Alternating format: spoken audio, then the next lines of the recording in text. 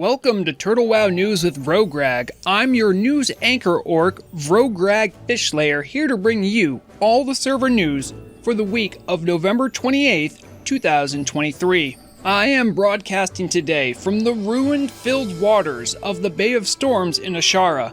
Shibiji said something about paying some ancient god who lurks beneath the waves, but I'm keen to find some of these enchanted water pools.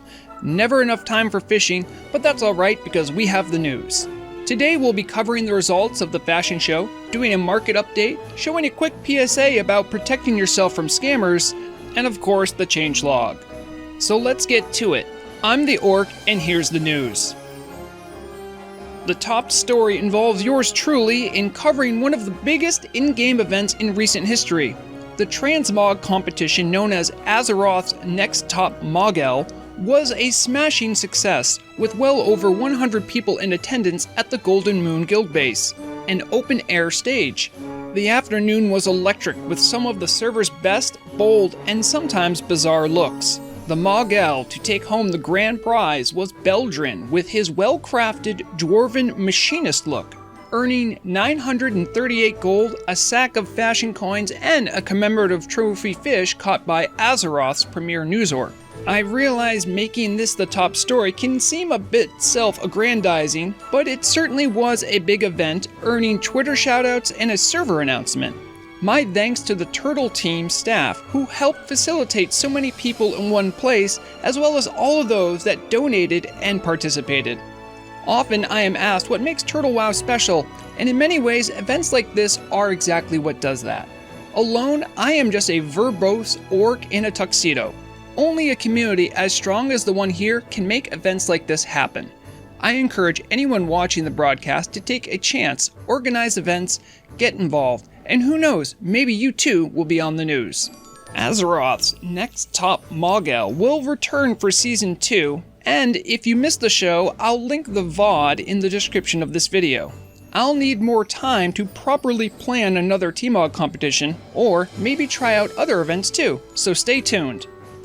There were no server announcements aside from ones about the fashion show, but there were some notable items in the changelog from November 21st, so let's take a closer look at a more impactful change made live this previous week. The Goblin brainwashing device, having gone through a number of recent changes in functionality, received a new utility.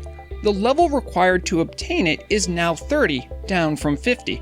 The matter was brought forward on the GitHub by bug reporter Favorite Uncle, who had in-game gold to purchase the device from the ingenious goblin Vizlo, but was only level 25. Mog-el, a contributor for the Turtle team, took note that the device only required level 10 to be used, but had a level 50 requirement for the quest to purchase it with gold, while anyone could donate to the shop and obtain the device with real money. The lack of fair play was noted, and the matter was evidently then brought to the team for debate. Though to some players this may seem a trifling change, but to those on the Telebim PvP sister server to Nordrenar, this means easier switching between PvP and PvE talents. Contested zones really start appearing on the radar for players leveling around 30, and this change will no doubt be a nice quality of life comfort. The network commends the Turtle team for making this fix and helping to ensure as level of a playing field as possible for their most bellicose of servers in Telebim. Fight well, my PvP friends! The next changelog focus story is a fix to a downright ancient bug: lockboxes that could magically relock themselves. Many rogues, myself included, have provided the service of unlocking lockboxes, and ordinarily players eagerly open their boxes right away. Well, sometimes, be it for bag space reason or an unfortunate disconnect, players that logged off with unlocked lockboxes would come back to all that work being undone. It should be noted too that this problem has persisted for more than a year, having received its first bug report all the way back on September 11, 2022 by Dave Mustang 69. Hall of Fame bug reporter Red Mage Joe brought the matter back up this October, while Wuzen provided more documentation of the persistent bug 2 weeks ago.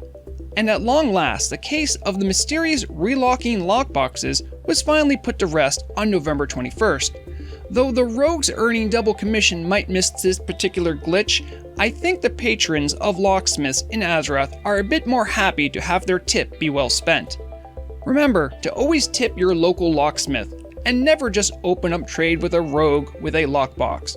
Rogues are people too, not walking, lock-picking vending machines. Alright, that covers some of the changelog close looks. Now, let's see how the auction house has been faring with Market Watch. Welcome to Market Watch, Turtle WoW's premier auction house analysis by a smooth-brained orc who likes to see lines go up and down. All the numbers we use are provided and powered by wowauctions.net. Make sure to visit our partner in data to do your own investment due diligence. Now to the stocks. Arcane crystals took a mighty reduction in price, trending down 15%, now lingering around 26 gold. These crystals are on the move as supply is starting to outpace demand, and that might mean a return to early summer prices once again. Black Lotus trended flat but showed volatility on the 2-week chart, swinging up to 29 gold and as low as 23. The rare herb has been hovering just above 25 gold for nearly a month now. This could be the new market price for some time. Cured Rugged Hide trended flat, staying near the 23 gold mark, and despite a mighty spike nearly 2 weeks ago, shows limited near-term volatility. Though it's been a wild journey, this is the first time an SNV stock has truly gotten back to the norms established all the way back in May. Grom's Blood slowly grew, trending up only a few silver to finish the 2-week at 85 silver, all the while showing sudden drops periodically. There is still room for this herb to grow, but supply keeps stifling any value increases as of late. Large Brilliant Shards are still slowly, as ever, trending lower and lower, losing 5% these last 2 weeks. Though the slowdown in price drop is noted, these prices are lower than ever seen before, a real buyer's market. Mooncloth showed strong interest on returns for tailors recently, boasting a spike of 22 gold on the 19th. This upward pressure allowed the cloth to trend up 5%, with scarcity driving spots of volatility. There is still a lot of room to grow for the cooldown cloth, but things remain unpredictable. Stone Scale Eel has trended down 10% for the second week in a row and finally has fallen through the 1 gold mark, even as low as 63 silver. There is no doubt now that word is out about the fishing frenzy as of late, as fishers arm their rods and get ready to feed market demand once more. On to the SNV7, the index made up of all the stocks previously mentioned. This last month, we've been able to witness a steady gradual index value sliding beneath 20 back to where things started a month ago. As we pull out, it seems like anti-RMT efforts are working to combat inflation, while a more mellow market works hand in hand to make a healthier economy. The SNV still has some room to lower to start matching midsummer market levels once more. That completes this week's market analysis. Market Watch hopes you found all this information useful. Make sure to keep an eye on your coins, otherwise someone else will for you. And speaking of which, we first have an important PSA about safeguarding your gold. Enjoy. The Majestic Mailbox, the main hub of commerce for most players on Turtle WoW. Near instant transfers of goods and gold, a long-range message service, all with reasonable postage prices. But lurking within is a danger so insidious you might just go broke. Scoundrels of the highest order have taken to COD mail scams to rob you and your loved ones of their hard-earned coins. The scam is simple enough. The larcenous person sends a piece of mail to an unsuspecting person. They then put an outrageous price for the junk, in the hopes of catching the mailbox user asleep at the wheel. But you can protect yourself and others by following these simple steps. Before you open mail, make sure you recognize all the names of players sending you things. If you see a package you did not expect, read it carefully and check for any credit on delivery notes.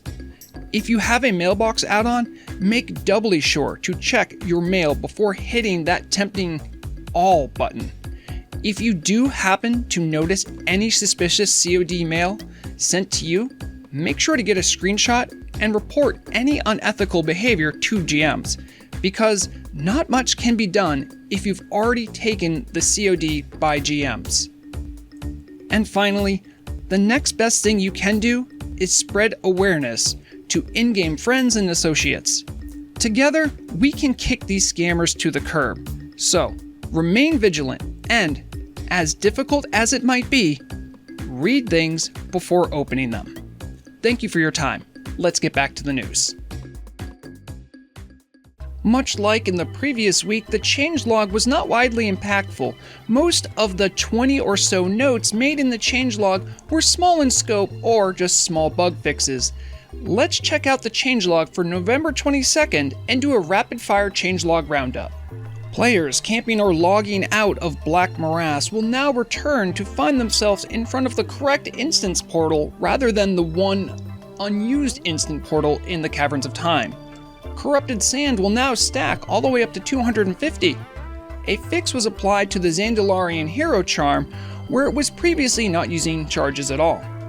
The height of the player model will now actually factor into determining line of sight for game objects. The Hyjal zone finally has a second graveyard to help with some very long corpse runs. Telebim and the SCA servers will now also have the option of buying an Arcanite Rod from the repair vendor in Nordranar. The missing pools of enchanted water in Ashara had some work done to once again work as intended. Make sure to check out the changelog for yourself to stay on top of any news that might affect you, and keep an eye out for the new changelog due out soon for the next week, posted in the forums. That concludes this week's news. I appreciate you spending time here and keeping up to date. The channel is dangerously close to 3,000 subscribers, and my birthday is this weekend, so make sure to subscribe if you'd like to wish me a happy birthday. If enough of you do, I'll be able to celebrate with 3,000 subscribers. If you'd like to reach me to share a great story or give me a hot news tip, all my contacts are listed in the description of the video as always. This weekend, expect a normal, laid-back fish and chat, Saturday, noon East Coast Standard Time. Come by to ask questions, fish, have some light RP, and enjoy the wonderful community here. Alright, Shibiji is telling me that the old god is happy or whatever. Now I can get back to looking for those pools of enchanted water. Who knows what I could catch in there? I hope to see you all again soon. Make sure no matter what you're doing, always have fun. Be safe, and, as always, remember, the deadliest weapon is knowledge.